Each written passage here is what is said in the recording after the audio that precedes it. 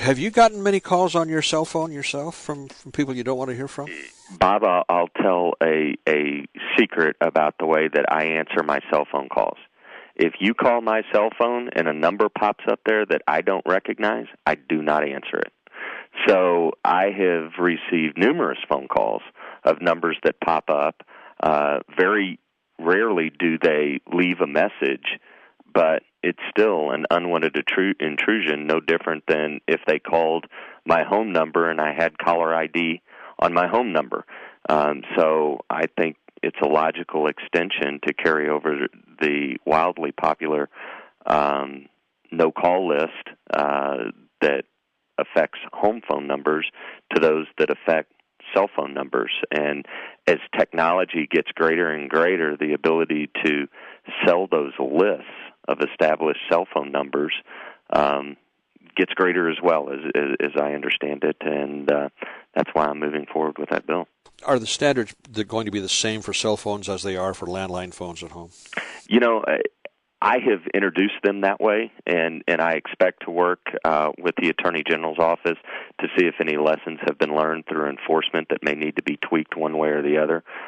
But absolutely, and I think just recently we saw the Attorney General crack down on a Florida outfit in the state of Florida here locally, and any lessons learned, we'll definitely work with the AG's office and Attorney General Koster to make it better than filed if he thinks we can tweak it. Is it any more inconvenient to have somebody call your cell phone than it is to have them call your home phone? You know, I think they're both just something that people find unwanted, and particularly if it's a direct solicitation, no different than your home phone. And as many people have said, and I think demographics prove this out, is that many people are going without what are called, quote, hard landlines and replacing their primary phone with a cell phone. And as such, if it was a great protection for ordinary hard landlines, I don't see it as such a burden on cell phones. Why don't we have business phones included in the no-call list? I'll add them. Because I'm starting to get a lot of, well, I have been for about a year.